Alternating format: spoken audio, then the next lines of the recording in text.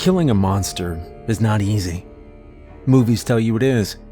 One silver bullet, one clean swing, and the thing drops. But the truth is worse. Real monsters don't fall the first time. They keep coming. And by the time you understand what you're really facing, it's already too late.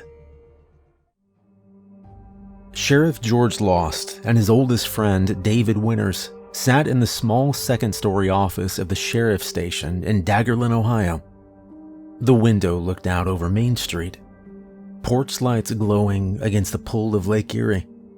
The room was quiet, heavy, the kind of silence that settles when two men have already said too much. It began with Samantha Granger, 8 years old, whose footprints ended at the bluff with no trace beyond. Then Josh Maddox. George and David had saved him at the last possible second. The Harpers tried to escape down Lake Road. Their SUV died. By the time help arrived, their children were the only ones left.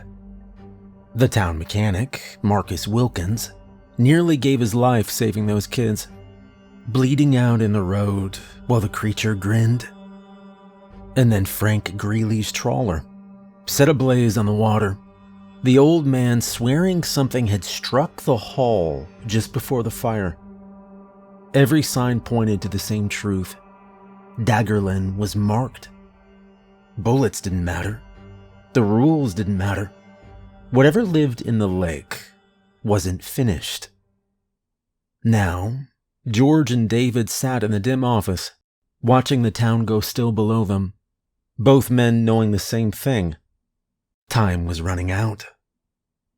The desk between them was buried under books, hardcovers, paperbacks, loose photocopies, a patchwork of anything that even whispered about monsters.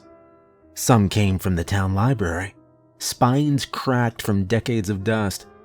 Others had arrived in brown boxes on George's porch.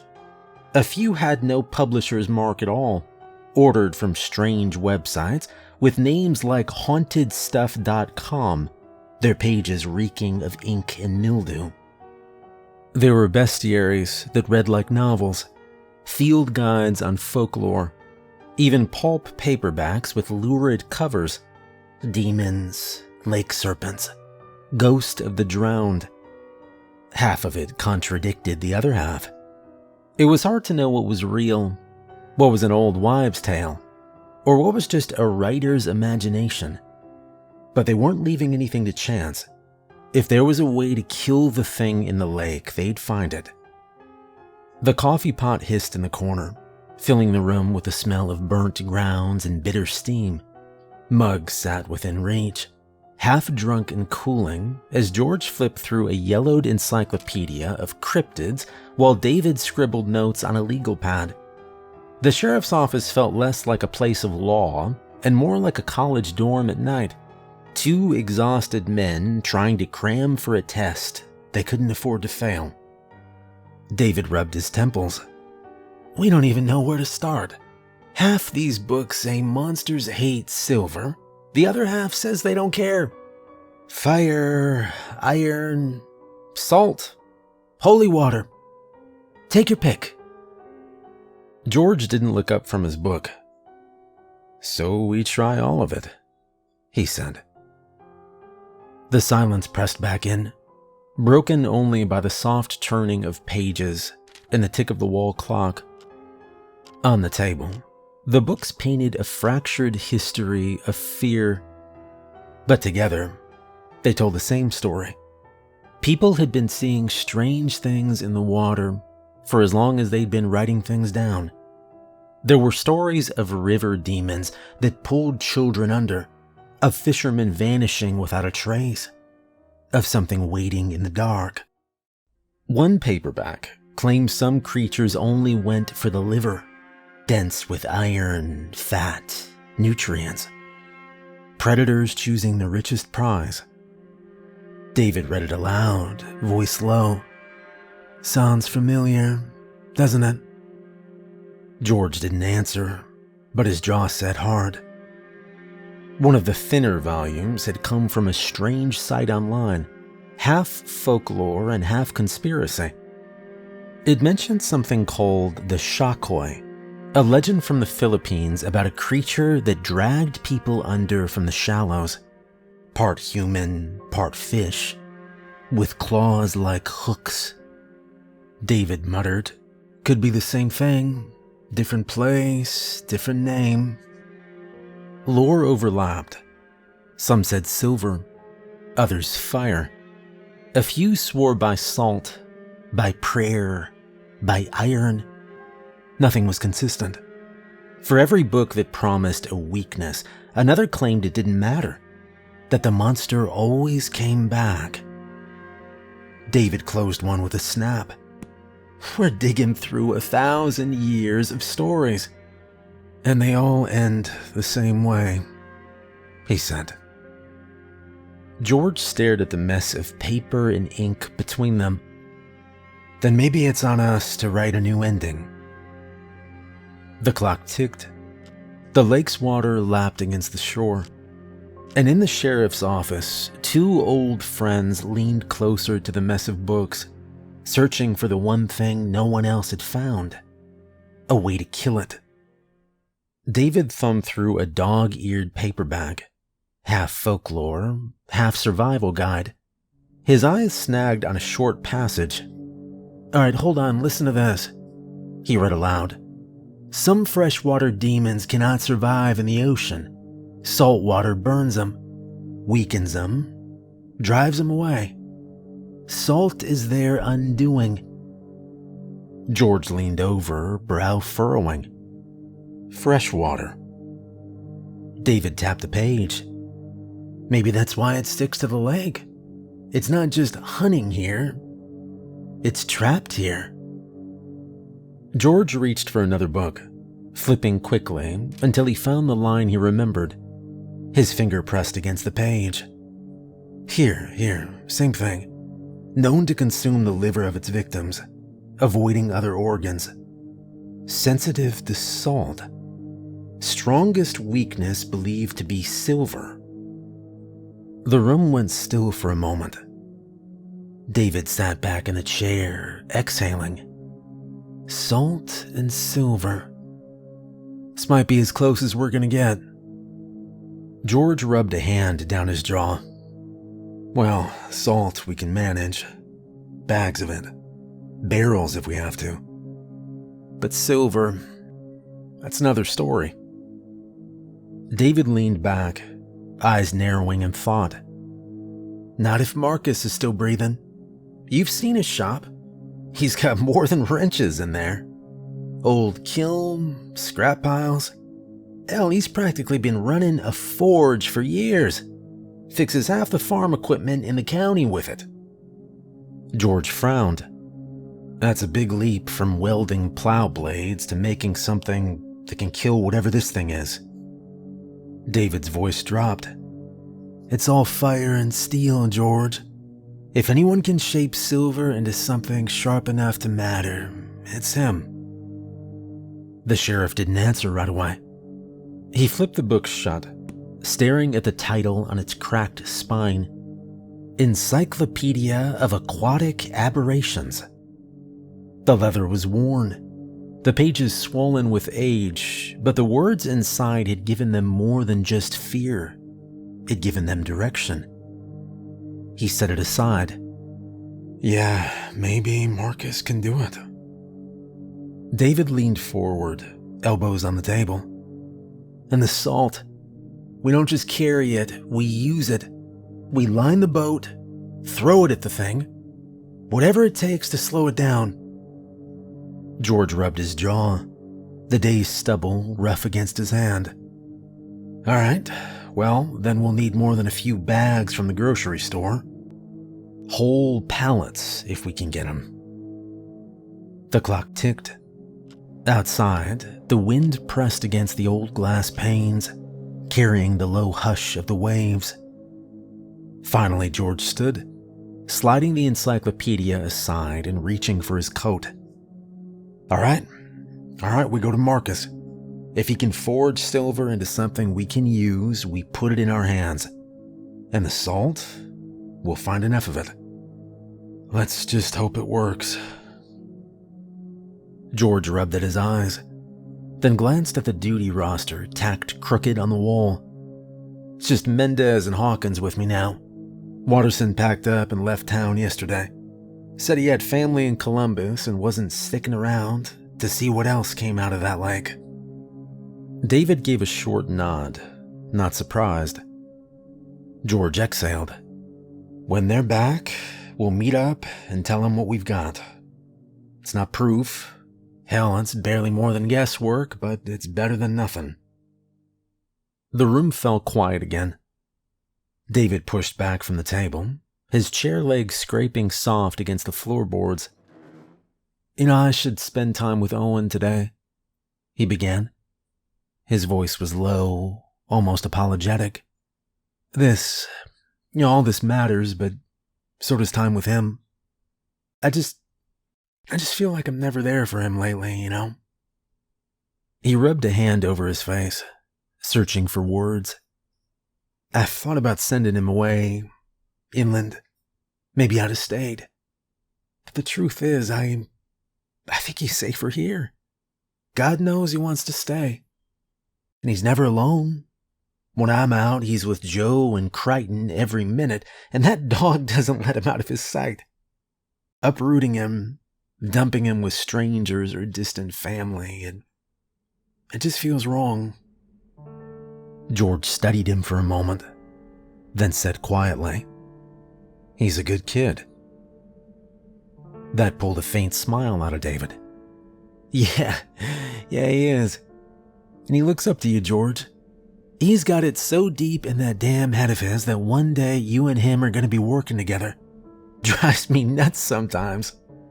I keep waiting for him to change his mind, to say he wants to be a fireman or a doctor or I don't know, something. But it's always a cop. Always. George smiled at that. Well, your boy is smarter than half the deputies I've trained, he said. David shook his head, still smiling, but there was a tiredness behind it. George leaned in slightly, voice low. Your son loves you, Dave.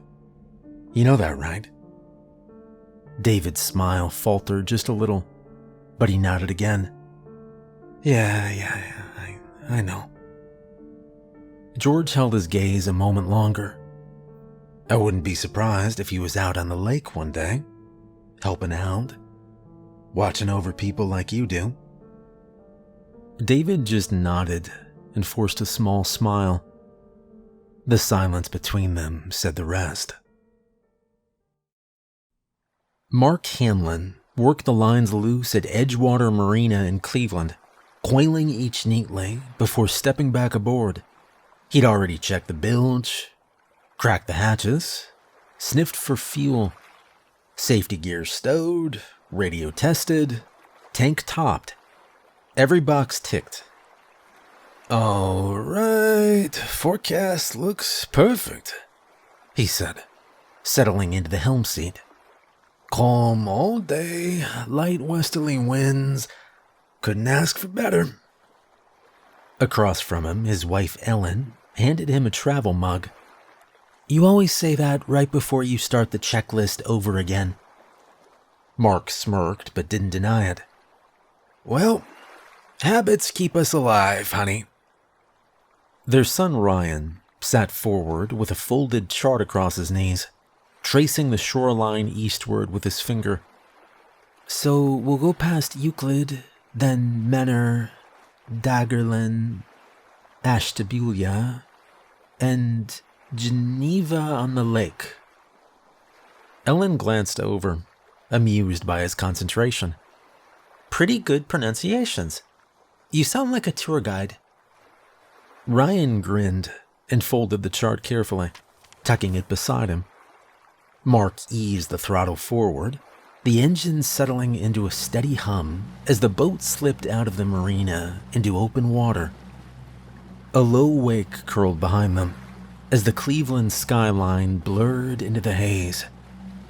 They headed east.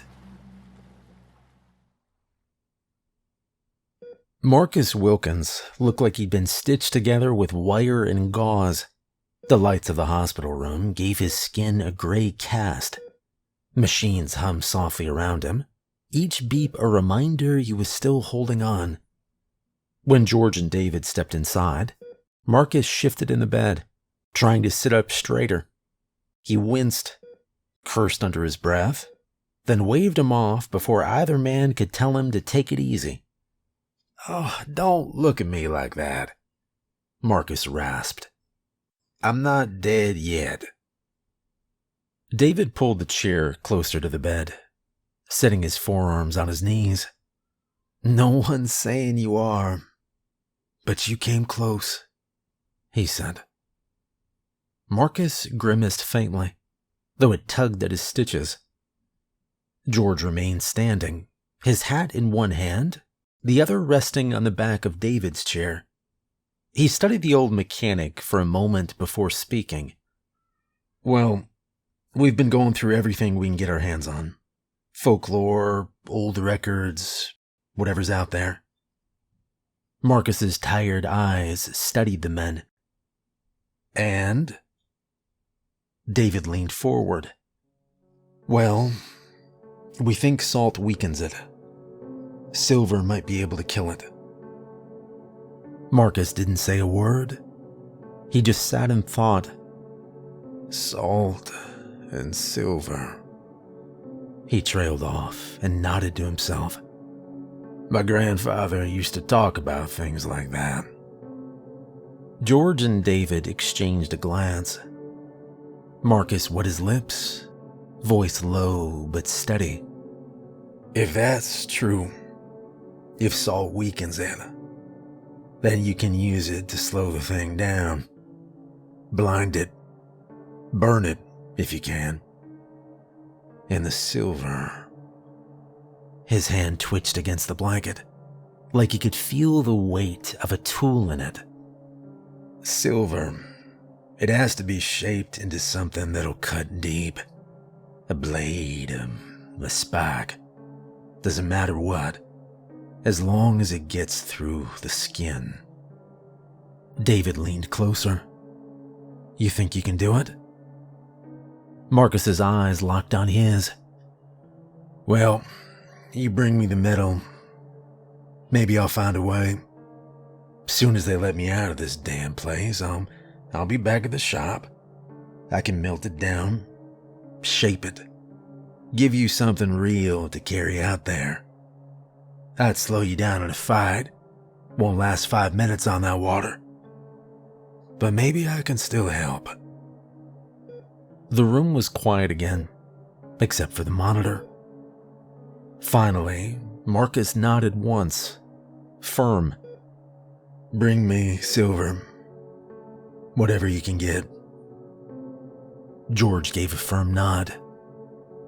For a moment, the three men held each other's gaze, all of them battered in different ways, all of them bound to the same fight. George set his hat back on his head. "All right, get some rest, Marcus. We'll check in with you, okay?" Marcus nodded, leaned back against the pillow, and closed his eyes. Out in the hallway, George and David walked in silence until they reached the front doors. The night air was cool, carrying the faint smell of rain off the lake. George adjusted his hat, already looking toward the cruiser parked under the streetlight. "I'm heading back to the station. Mendez and Hawkins will be pulling in soon. I want them up to speed." David nodded. Yeah. I'm going to check on Owen." For a second, neither spoke. Then George put a hand briefly on David's shoulder. "All right, I'll see you in the morning." "Yeah, see ya." They went their separate ways. George toward the sheriff's office. David toward home. Owen was already out in the yard when David pulled up, Crichton bounding at his side with a neon frisbee clamped between his teeth. The boy waved, the dog barked, and David felt some of the weight in his chest lift. "Hey, you two," David said. rolling his shoulders as he walked onto the grass. "Dad, catch!" Owen called, and heaved the frisbee. It sailed wide, but Crichton lunged after it, paws skidding in the dirt before he snagged it out of the air. He trotted back, tail wagging like a metronome, and dropped it at David's feet. David laughed despite himself and sent it spinning again. Owen tore across the yard with the dog like there was nothing more important in the world. And for a few minutes, that's all it was. Running, catching, laughing. Normal. When Owen collapsed onto the grass, gasping for breath, David lowered down beside him. Crichton flopped against their legs, chewing the edge of the disc. "Hey," David said quietly. I know I haven't been around as much as I should have been, since your mom." He stopped, rubbed the back of his neck, tired again. It's been hard, but I love you, right?" Owen sat up, still catching his breath. "Yeah, Dad, I know." David managed to smile, pulling the boy into a quick, tight hug before ruffling his hair. "Oh, huh? Well, good." He smiled. Owen grinned and shoved at his arm. "You're sweaty." "Yeah, well, so are you," David said, giving him a playful nudge that nearly tipped him over. Crichton nudged the frisbee into Owen's lap, tail wagging expectantly. Owen laughed, pushing himself up. He cocked his arm back and sent the disc spinning across the yard. Crichton tore after it, paws thudding through the grass, leaping high to snatch it from the air. David whistled. "Not bad. That one actually went straight." Owen puffed out his chest. "Yeah, I told you I was getting better." David smiled and gave his son's shoulder a little squeeze. Crichton bounded back and dropped the frisbee at his feet. David snapped his wrist, sending it on a high arc. The shepherd sprinted, leapt, and came down rolling before popping up with the disc clamped tight. Both of them laughed as Crichton pranced back like he'd just won a trophy. For a few minutes, nothing else mattered. Just the boy, the dog, and the father, trading throws and laughter under a sky that hadn't yet gone dark. The sheriff's office was quiet, the kind of late-night stillness that made the old building creak. George sat at his desk, one lamp burning low, a mug of coffee cooling beside the radio. The base unit crackled. "Sheriff's office, this is dispatch." The voice was female, unmistakably civilian. Clara Hensley, who'd run the board for 10 years. She wasn't a sworn officer, but she was the one who kept the phones, the logs, and the radio calls moving along in an orderly fashion. George thumbed the mic. "Go ahead, Clara." "Got a call routed from Coast Guard relay, family out of Cleveland, 30-foot powerboat. They lost their engine about 5 miles west of Palmer's Bluff. They're drifting. 2 adults, 1 child on board." George straightened. "Any injuries reported?" "Negative," Clara said. "But the family's scared. They tried to drop anchor, but it's not catching bottom, and they're still drifting. They sound pretty panicked." George pressed a hand against his brow, picturing a dead boat rolling east with the current, a family sitting helpless on deck while the lake moved beneath them. He keyed the mic. "What's their position again?" Clara came back. 5 miles west of Palmer's Bluff. Closest landmark they gave was a lighted buoy just north of their track. Currents pushing them inshore." Static flared, then Mendez cut in. "Sheriff, we're within 5 minutes of the marina. Hawkins and I can be on the water fast." George checked the clock on the wall. He was at least 20 minutes out. He pressed the key. No, negative. Hold position. Wait for me to get there. I don't want you going in alone." Static filled the gap for a moment. Then Mendez's voice came back, firm. Sheriff, by the time you're on the water, that family could be pushed into the rocks. They've got a kid aboard. They're already panicked. We can't just sit here. George's fingers drummed against the desk, the tick of the wall clock loud in his ears. 20 minutes. He pictured a powerless boat, anchor dragging, a family huddled under a canopy while the lake nudged them closer to a rocky shore. Another pause. Her voice returned, clipped but steady. We've got sidearms, flares, radios. We're not helpless. And if we sit on shore waiting for backup, we're not deputies either. You taught me that. George closed his eyes. In the glass of the office window, he caught the faint reflection of his own tired face. Worn, hollow. Too many nights replaying the same losses. Samantha, the Harpers, Marcus almost dying on the asphalt. Finally, he pressed the key again. Voice rough. 10-4, launch from the marina. Get eyes on him. And you stay in contact every minute, you hear me? I'll be there as fast as I can. Copy that, Mendez said. We'll bring him in. George set the mic down and grabbed the keys, the shotgun from the rack, and a box of shells. Shaking his head, he even snatched the half-empty salt shaker off the table, knowing damn well it probably wouldn't do a thing. He wished he had more time. The gravel lot at Daggerlin Point Marina crunched under George's tires as he pulled in. The rain had stopped, but the air still carried the wet metal smell that always came before a storm. Headlights cut across the rows of empty slips until they landed on David's truck already parked near the dock. David climbed out, a half-torn bag of road salt slung over one shoulder.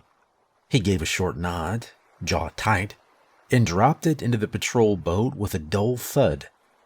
Hey, left over from winter. Figured it's better than nothing. George tossed the shotgun case aboard, checked the radio, and scanned the deck with quick, practiced motions. His face was pale under the dock lights, but his hand stayed steady. The base unit crackled once, then nothing. George frowned, thumbed the mic. Mendez, Hawkins, you copy? Static. He tried again. Mendez, report. The radio hissed, then fell silent. David glanced at him, worry plain in his eyes. How long since you heard from him? Too long. George's voice was flat. He clipped the mic back into place and reached for the ignition. He paused, looking over at David. You don't have to come, you know. I can handle the boat well enough myself. David shook his head before George even finished. Not a chance. You're not going out there alone. Dave, George began. We're not ready yet. And if something happens to you, I'm coming with you, George. David interrupted. That family's out there. Mendez and Hawkins are out there. Now let's go. For a moment, the two men just stared at each other, the boat rocking gently against the dock. Then George gave a slow nod and stepped back. David slid behind the wheel, turned the key, and the outboards rumbled to life. Salt bag braced against the console at his knee. All right, hang on. The patrol boat nosed out of the slip, spray catching the dock lights as it cut into the dark water. George braced himself on the rail, eyes fixed on the black horizon ahead. For just a moment, he let himself remember another night on the water. Him and David as boys, sneaking Joe's old skiff out past the breakwall, laughing like idiots as they pointed the bow towards Erie's endless dark. Two kids daring the lake to take them. Now, years later, the same two men were headed back into that same dark. Older, heavier, and carrying the weight of the whole town on their shoulders. But they weren't ready.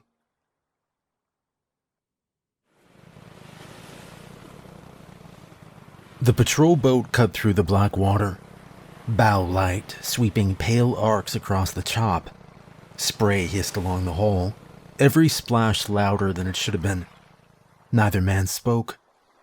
David eased the throttles back as a shadow took shape ahead, a white fiberglass hull drifting broadside to the current. The Hanlon's boat. Its running lights glowed weakly, casting red and green streaks over the water. A thin fog had rolled in with the current, soft and uneven. It shifted across the decks, swallowing details until the bow light caught them. Beside it, tied clumsily along the port rail, another shape floated, smaller. The county patrol skiff. George's gut sank. He didn't have to say it aloud. David brought them in slowly, engine hum dropping to a low growl.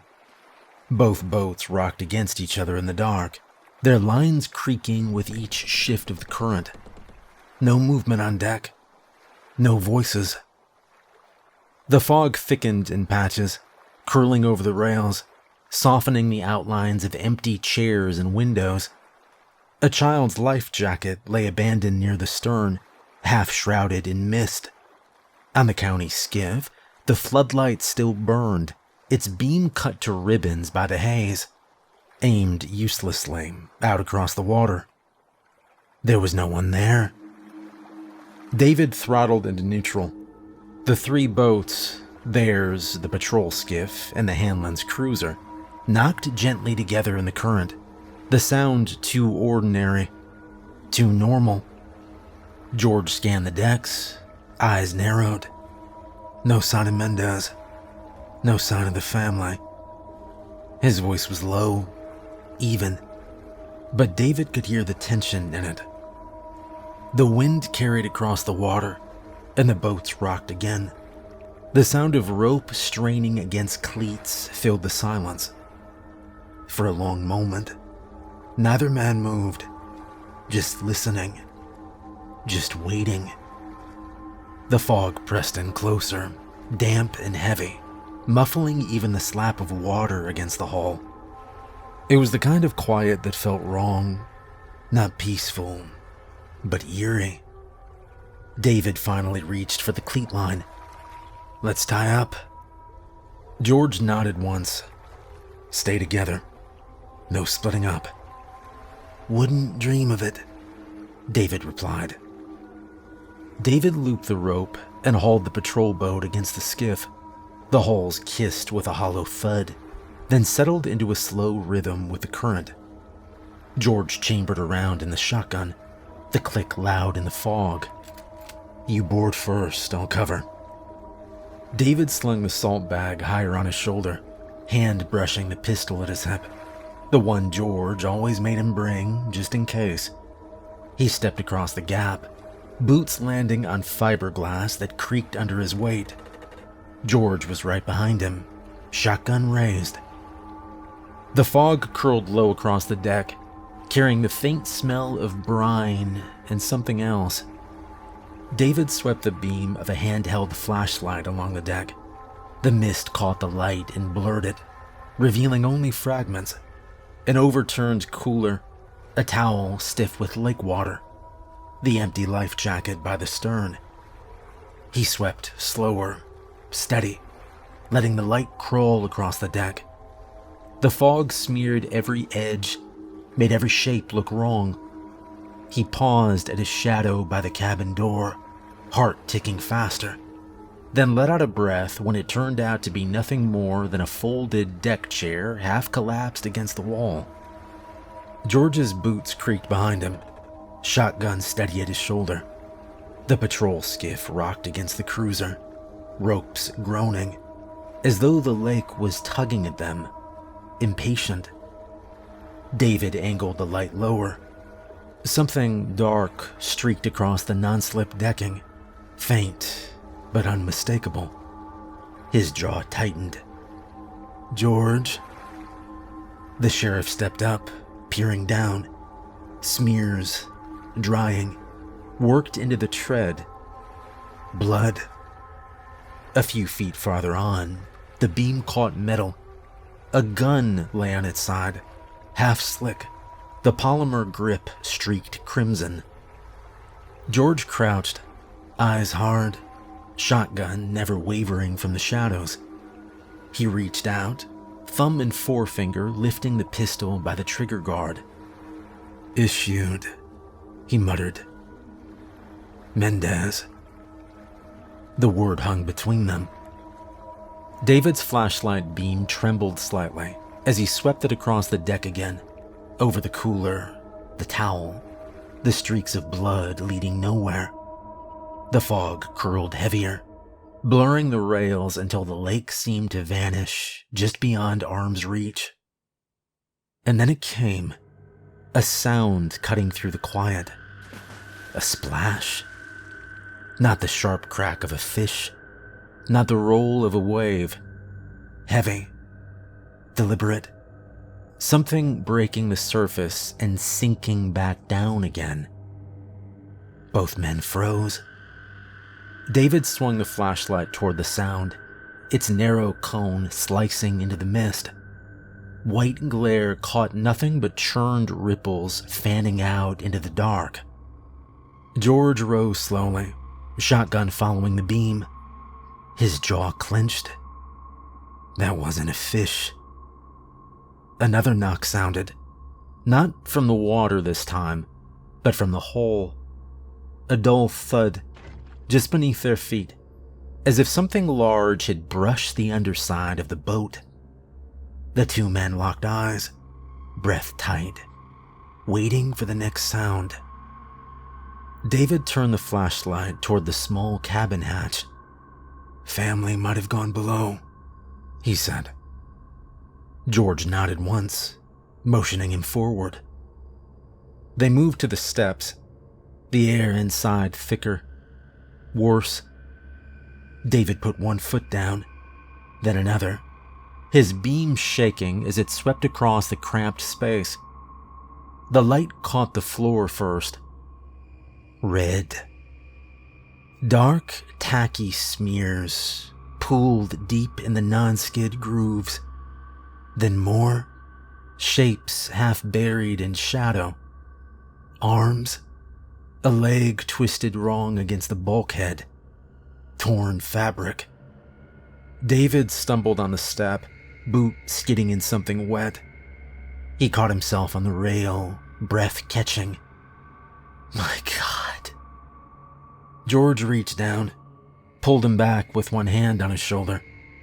His own face was pale, jaw set hard. They didn't need to go any farther. Not down there. They backed up, step by slow step, until they were back in the open air. Fog curled thick around them, swallowing the railings, muting the world until the deck was nothing but a circle of pale light in the dark. George and David turned instinctively, standing back to back, weapons raised, breath tight. They could barely see more than a few feet ahead. The lake was gone, the sky gone, only the shifting gray pressing close, waiting. Then the hull shuddered. A wet, heavy thump from outside, the kind of weight that didn't come from water. George steadied the shotgun against his shoulder. David's flashlight beam swept the fog, wide arcs catching nothing but mist. Another knock. Closer. Against the rail this time. They tightened their stance, backs touching, eyes straining. And the thing came at them from the dark. A shape burst through the fog, taller than a man, shoulders slick, claws flashing. George fired point blank, the shotgun roaring across the deck. The blast tore through the mist, but the thing didn't slow. It hit them like a truck. George and David were thrown hard across the wet fiberglass, boots skidding, shoulders slamming against the rail. The shotgun spun from George's grip, clattering across the deck.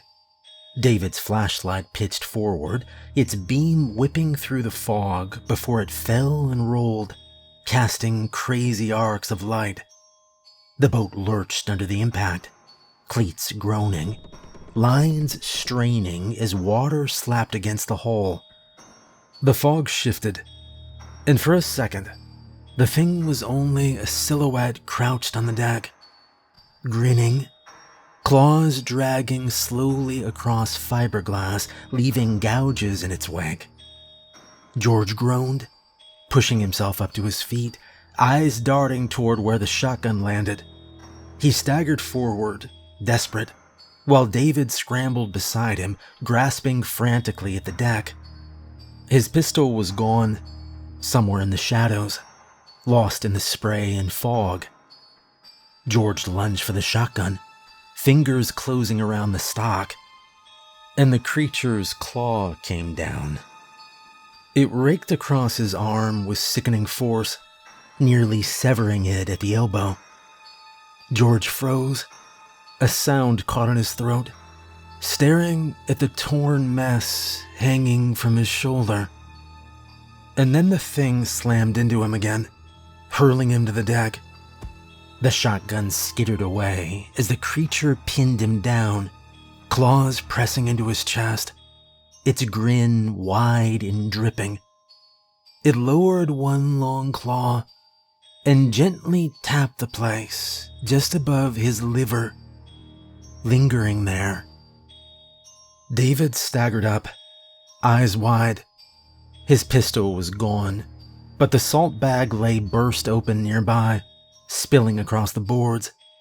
He grabbed a double handful, grit biting into his palm, and flung it into the creature's face. The effect was instant. The thing shrieked, staggering back from his friend, claws flailing as steam hissed off its slick skin. It clawed at its own eyes, blinded, writhing in the fog. David snatched another handful and threw it, then another, each one driving the thing backward across the slick deck. Step by step it retreated, stubborn, violently shaking its head against the burn. David's boot struck something hard. His pistol? He snatched it up, leveled it with both hands, and squeezed the trigger. The first shot cracked, then another. Bullets struck home this time, the creature lurching with each impact, black fluid spraying as it staggered near the rail. But still it held, crouched low, ready to charge. Then the shotgun boomed. George, pale and swaying, had braced the weapon in the crook of his good arm, teeth gritted against the pane. The blast tore through the creature's chest at close range. This time it groaned, a low, guttural sound, and toppled backward over the rail. The lake swallowed it whole, leaving only ripples that spread into the fog. George let the shotgun slip from his grip and sagged against the deck, blood running from his arm, his head rolling weakly to the side. His lips parted as if to say something, but only a faint breath came. Then his eyes fluttered shut, and there was only darkness. David dropped to his knees beside him, pressing a hand to George's chest. Terrified for a moment he'd stopped breathing. Relief surged when he felt the shallow rise and fall. Weak, but there. Blood pumped steadily from the ruined arm. David swore under his breath, yanked his belt free, and looped it high above the wound, just below George's shoulder. He pulled it tight, then tighter still, until the bleeding slowed. Not enough. His eyes darted across the deck. A broken bit of railing lay loose near the rail. He jammed it through the belt loop and twisted, cinching it until George let out a faint moan. The flow finally eased, Wasn't perfect, but it would hold. Only then did David hook his arms under George's good shoulder and drag him across the slick deck, boots slipping in blood and salt. Every tug felt heavier than the last, but he got him to the patrol boat and heaved him over the rail, laying him flat on the deck. That was when he heard it, muffled cries rising from the cabin below. David froze, listening. The sound of a woman's sob, a child's whimper, and a man's voice trying and failing to sound steady. He moved back to the Hanlon's boat, shoved the hatch open, and swept his flashlight inside. 3 faces blinked up at him through the gloom. A woman clutching a boy against her chest, the man in front of them, a tiny pocket knife shaking in his grip. His eyes were wide, terrified, but he was ready to stand between whatever came through that door and his family. "It's all right," David said quickly, lowering the light. "I'm here to get you out." The man's shoulders sagged with relief. The knife clattered against the deck as it slipped out of his hand. One by one, David helped them up and out. The boy first, then his mother, then the father, each scrambling onto the patrol boat where George lay pale and still, his arm bound tight. David climbed aboard last, shoved the throttle forward, and the engines roared. The patrol boat tore away from the drifting cruiser, spray curling off the bow as he pointed them toward the faint light of Daggerlin's shoreline. The patrol boat slid into Daggerlin Point Marina, bumping against the fenders as David eased the throttles back. Red strobes already lit the docks. Not 1, but 2 ambulances waiting with their crews. The paramedics were on George in seconds, easing him onto a stretcher, eyes checking the belt tourniquet cinched around his arm. His skin was gray, lips bloodless, but his chest still rose and fell. "Is he?" David's words caught in his throat. "How bad?" One medic pressed gloved fingers to George's neck and looked up without stopping. "Pulse is weak. He's lost a lot of blood. We'll do everything we can." They pushed off toward the waiting ambulance, wheels rattling on the dock planks. George's pale face disappeared behind flashing red as the door shut and the siren carried him away. Behind them, Ellen Hanlon clutched her son, both of them shaking. Another medic was already ushering them into the second ambulance. He said there were minor injuries, but they needed to be checked out. Within minutes, that rig pulled away too, its siren fading into the fog, and the marina was quiet again.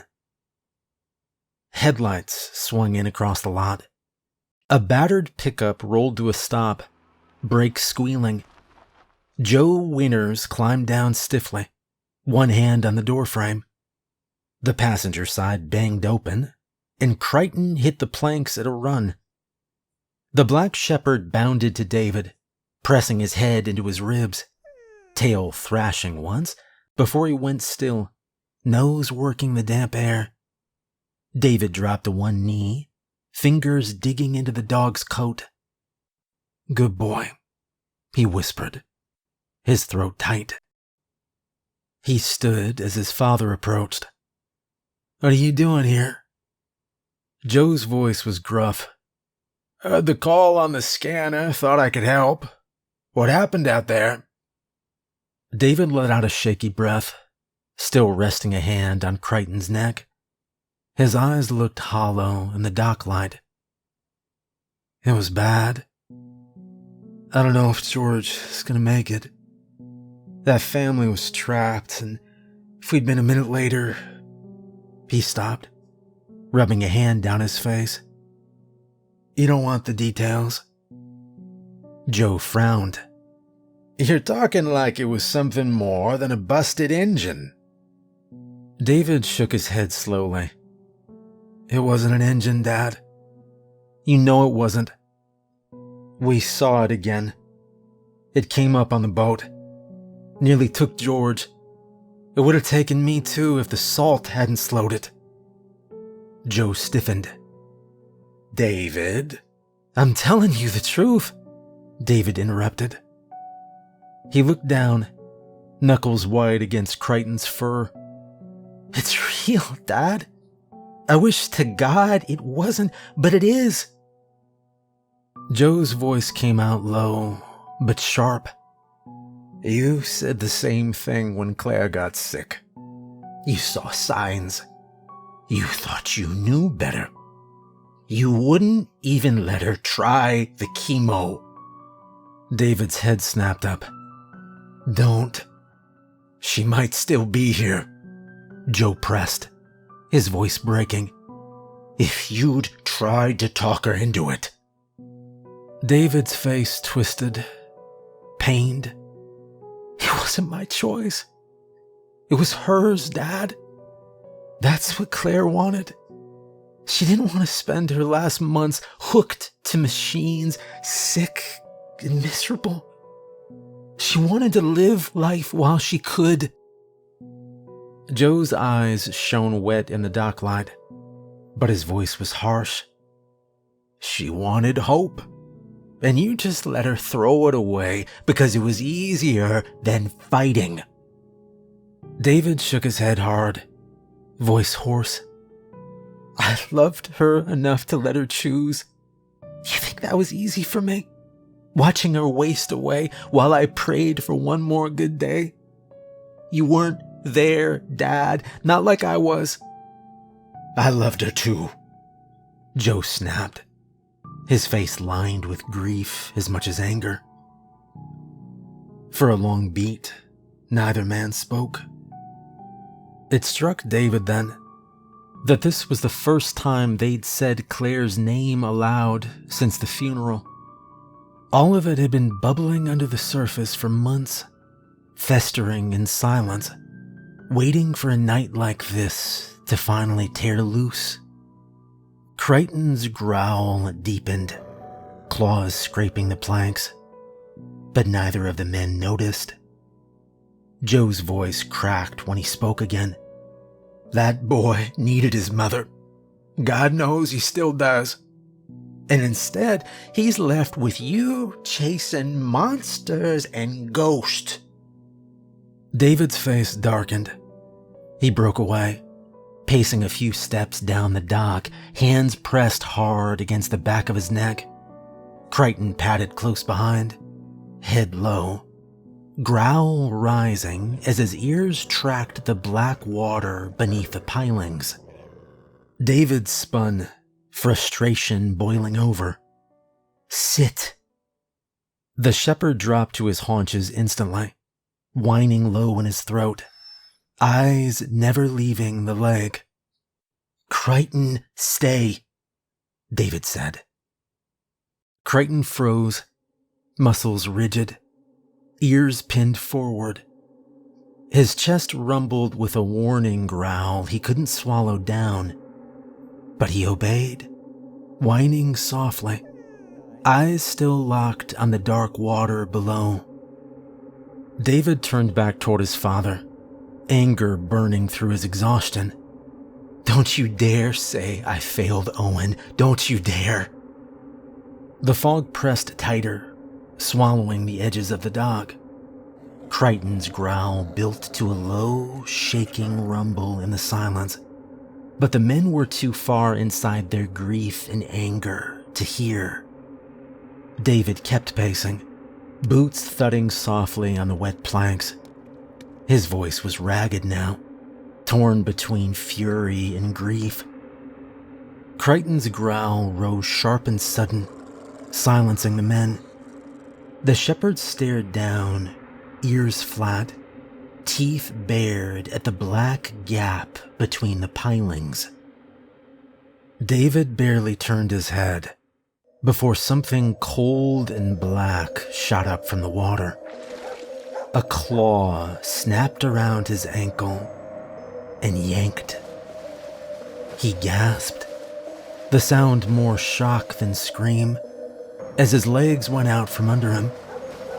His arms hit the boards hard, scrabbling to grab a hold of something, but his legs were already in the water.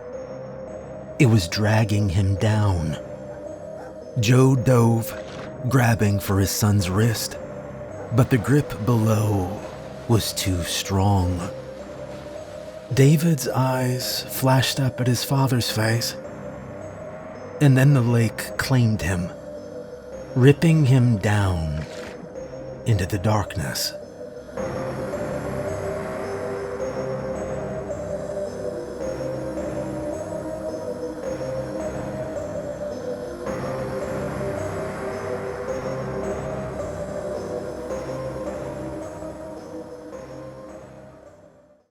Ohio emergency alert. All law enforcement in Daggerlin is either dead or critically wounded. If you are a citizen, evacuate immediately. As of now, there is no one left to protect you. If you cannot leave, lock your doors, arm yourself, and stay away from the lake. Something is out there.